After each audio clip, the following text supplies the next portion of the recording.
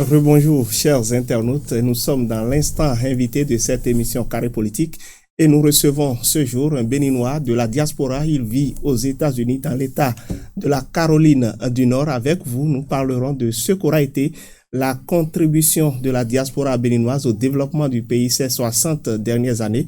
Fernand Somadiagui, bonjour. Bonjour, monsieur Goubi. Vous êtes, vous, de développement du pays, du niveau actuel de notre pays aujourd'hui. Une fois encore, merci monsieur Goubi pour l'opportunité. Je salue les amis téléspectateurs. Vous savez, il y a certainement des voix plus autorisées que la mienne, mais c'est un honneur pour moi d'être ici ce matin. C'est un plaisir de vous recevoir aussi. Pour parler un peu de notre pays. Globalement, on peut dire, bon, ça va. Mais comme l'a dit l'actuel président, tant qu'il reste à faire, rien n'est fait. Donc, ces 60 dernières années, il y a eu des progrès, des hauts et des bas. Mais au finish, on peut dire qu'il reste beaucoup à faire. Il reste beaucoup à faire, hein, ça c'est une évidence. Mais vous, en tant que Béninois de la diaspora, vous qui vivez des autres pays, qui avez eu la chance ou l'occasion de vivre d'autres expériences, d'autres opportunités, quelle est globalement votre contribution, votre apport à ce développement-là? Bon, il y a plusieurs sortes de contributions. Il y a des contributions structurées, j'entends par là des contributions émanant des organisations, des associations, et puis il y a des contributions individuelles. Et je ne saurais parler de tout ce qui s'est passé depuis 1960 jusqu'à présent. Peut-être je vais faire quelques esquisses sur ce que je connais, particulièrement venant des États-Unis ou de l'Amérique du Nord. D'accord, on va certainement revenir sur le sujet. Mais déjà, quand vous êtes béninois, vous vivez à l'extérieur, avec quel regard vous avez sur le pays depuis la Caroline du Nord, par exemple? Quels sont les sentiments qui vous animent, vous qui êtes béninois de l'extérieur? Comment voyez-vous les choses par ici? Bon, sentiment de fierté, vous savez, si vous êtes d'un pays et vous n'avez pas cet amour, ce patriotisme, bon, changez de nationalité si vous pouvez, vous voyez. Donc, c'est toujours une fierté pour nous de voir de belles actions émanant de notre pays. Ça fait plaisir. Donc, vous suivez tout ce qui se passe par ici? Plus ou moins. Alors voilà, vous êtes revenu au pays, vous êtes au Bénin depuis quelques semaines, quelques mois. Oui. Et comment avez-vous apprécié les choses? Est-ce que entre votre dernière descente au Bénin et celle que vous avez effectuée actuellement, vous avez senti des changements? Effectivement, il y a des changements. Il y a eu de grands changements. Par exemple, les travaux d'aménagement, des infrastructures routières et autres, c'est des changements notables que nous apprécions. Mais toutefois, il y a des choses qui m'ont choqué. Ah bon? Oui, choqué. Par exemple, quand je ne sais pas encore les raisons. Il me serait c'est peut-être trop dit d'avancer certains arguments, mais je le dirais quand même. Oui. Choqué, par exemple, de voir que le train ne marche plus au Bénin. La voie ferroviaire ne marche plus au Bénin.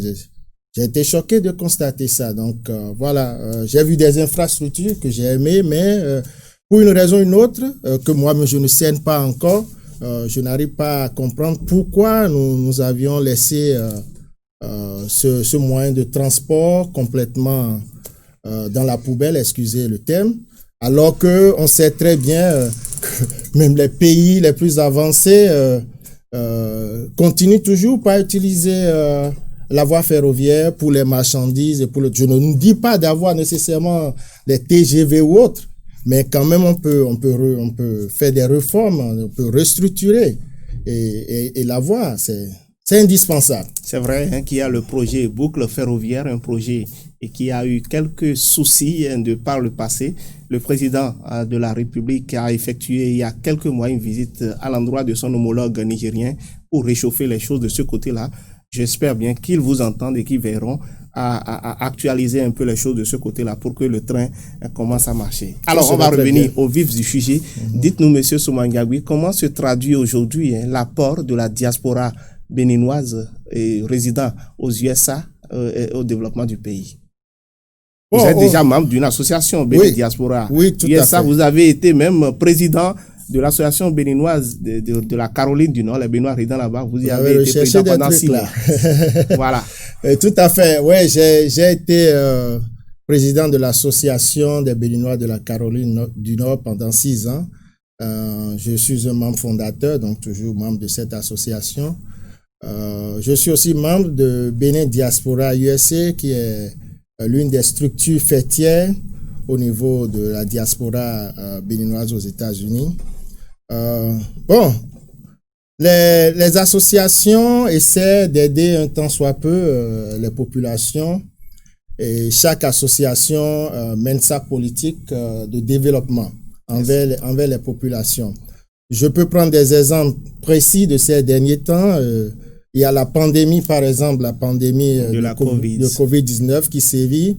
Et je peux vous affirmer que certaines associations, comme l'association des Béninois de l'État d'Indiana, oui, qui est venue en aide aux populations dans les marchés, dans les écoles, en leur fournissant des cache-nez, des bavettes. Okay. Il y a et ça s'est passé cette semaine même. Le Haut Conseil des Béninois de l'extérieur, session USA et Caraïbes, oui. De commun accord avec l'association des Béninois de l'État de Nebraska, oui. Qui ont fait don des dispositifs de lavage de mains au niveau de la mairie de Boycon et de Candy. Et ce que je dis, c'est cette semaine même. Il y a eu aussi des ONG comme Abaker Foundation, qui a aidé, qui est basé aux États-Unis et qui a un succursale, un office ici, un bureau ici, qui a aidé aussi à Dassazoumé et à Porte-Novo. Bon. Oui, récemment même, on vous a vu porter secours à cette famille dont un enfant a été brûlé à l'eau chaude au CNHU de Cotonou au nom de l'association Bénin USA. Et on dirait que vos actions se limitent seulement au domaine social. Pour le moment, bon, ça c'est ce que j'appelle des actions ponctuelles. Il y a des projets. Il y a des projets, par exemple, pour la construction de la maison de la diaspora. Ouais, c'est la maison de la diaspora qui sera construite ici au Bénin. On envisage faire ça, par exemple, à Ouida. Ce n'est pas encore totalement défini. Et là, que les présidents d'associations m'en excusent. Oui. Je sors des trucs qui ne sont pas encore totalement officiels. Mais il y a ce projet, par exemple. Et il y a aussi un projet d'acquisition de domaines. Et là, vous abordez déjà les perspectives. Oui, effectivement. Oui. Donc, c'est des grands projets qu'il faut mûrir. On vous envisage d'acquérir un vaste domaine. Pour y faire quoi? Pour faire des constructions, des logements. Pour les gens de la diaspora. Pas logements sociaux, mais exclusivement. Pour le moment, l'idée est que les gens de la diaspora aient des maisons là, dans ce domaine, qui sera viabilisé, parce que ce ne serait pas juste des maisons, commissariat de police, école et tout ça là. Donc c'est un grand projet que nous essayons de mûrir. C'est un projet qui a pris corps, en fait, avec la visite de l'ancien président Yahi Boni aux États-Unis, d'abord en 2007, ensuite en 2009. Oui. Et suite à ça, je suis sûr que le gouvernement de l'époque a eu à tendre la main aux autres diasporas, pas seulement celle des États-Unis, puisqu'il y a eu un forum national pour la diaspora qui s'est tenu en 2013, si je ne me trompe. Suite à ces assises, vous connaissez le pays. Moi, je ne sais pas s'il y a eu d'autres publications, mais en dehors des conclusions issues de ce forum, je n'ai pas vu d'autres actions. C'est quelque chose qui devait avoir lieu tous les 2 ans. Tout à fait. Vous voyez? Donc, il faut un accompagnement. C'est pour dire qu'il faut aussi un accompagnement.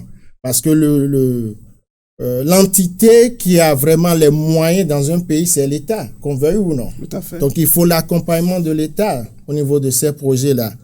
Donc, je suis rentré dans les perspectives parce que vous aviez parlé que des actions ponctuelles. Donc, pour revenir à votre question, oui, effectivement, la semaine passée, il y a Bénin Diaspora USA d'abord. Tout à fait. Dont je suis le chargé de mission, oui. Qui m'a mandaté pour aller porter assistance à l'enfant brûlé. Et suite à cette structure, il y a eu aussi l'association des Béninois de l'État de Géorgie. De la Géorgie. Oui, basée à Atlanta, qui a fait la même chose, c'est vrai. D'accord. Alors, vous êtes un Béninois, vous suivez certainement l'actualité, vous l'avez dit tantôt. Depuis 2016, le Bénin a engrangé un certain nombre de performances reconnues par les institutions internationales. Et même récemment, on dit que le Bénin a été classé 3e pays le plus heureux d'Afrique où il fait bon vivre. Mais paradoxalement, dans le pays, les habitants, les populations ont du mal à ressentir les effets de ceci. Qu'est-ce qui, selon vous, pourrait expliquer cette disparité entre les performances proclamées et la perception des choses par ici? Bon, selon les économistes, j'en suis pas un, selon les économistes, il faut du temps pour percevoir ça au niveau de la société, au niveau des populations. Mais force est de constater que quelles que soient les statistiques que ces institutions nous démontrent, la pauvreté, la misère est toujours là, à fleur de peau. Alors, nous sommes pratiquement au terme de ce petit entretien, Fernand Nsoma Diaby. En guise de mot de fin, je vais vous demander quelles sont les propositions que vous pouvez faire de par votre expérience aux États-Unis là-bas pour que les choses aillent mieux par ici. C'est simple, à mon avis, c'est simple. Je l'ai dit tantôt dans le développement des perspectives qu'il faut l'accompagnement nécessaire de l'État. Et j'aimerais, c'est vraiment un souhait, que cela ne se limite pas à une vision d'un gouvernement, d'une administration donnée, qui a un plan établi sur, je ne sais pas, 20 ans, 30 ans, 50 ans, et quel que soit le gouvernement qu'on a, qui est cet accompagnement-là au niveau des projets que les amis de la diaspora, c'est des concitoyens, c'est des compatriotes, aimeraient bien implanter au pays parce qu'il y a souvent trop de peaux de banane sur la route. D'accord, vous êtes aussi un jeune, vous êtes un jeune. Quel mot, quel message avez-vous apporté à l'endroit de cette jeunesse béninoise qui est plutôt encline à voyager, qui pense que vous êtes déjà au niveau de l'Eldorado, c'est le bonheur là-bas, qui veut voyager forcément alors qu'on n'a pas forcément le meilleur de l'autre côté? Effectivement, il n'y a pas nécessairement le meilleur de l'autre côté, et chacun avec son étoile, son destin préétabli, je dirais. On peut forcer le destin quand même. C'est un mirage en général, c'est un mirage. Surtout partir en aventure, c'est vraiment un mirage. Donc, tout ce que je peux dire, j'encourage ces jeunes, mais qu'ils aient en tête que ce n'est pas tout ce qui brille qui est de l'or. Ce n'est pas totalement beau ce qu'ils voient à la télé ou ce que les gens leur disent. Et je vais en profiter aussi pour inviter les amis de la diaspora de dire la vérité à nos jeunes frères qui aimeraient voyager, tel que c'est. C'est vrai, ça va blesser, mais il faut leur dire tel que c'est. Et les encourager à le faire, mais de penser toujours au pays, la patrie. Merci Fernand Nsoma Diaby, vous êtes notre invité dans les 10 dernières minutes de cette émission. Je rappelle que vous êtes géographe, communicateur, vous êtes un Béninois de la diaspora, vous résidez aux États-Unis, notamment dans l'État de la Caroline du Nord depuis une vingtaine d'années. Vous êtes en visite chez nous. Merci d'avoir répondu à notre invitation. C'est le plaisir. Mesdames et messieurs, nous sommes au terme de ce 28e numéro de votre émission Carré Politique. Passez une bonne fête de l'indépendance et à la semaine prochaine pour une autre émission.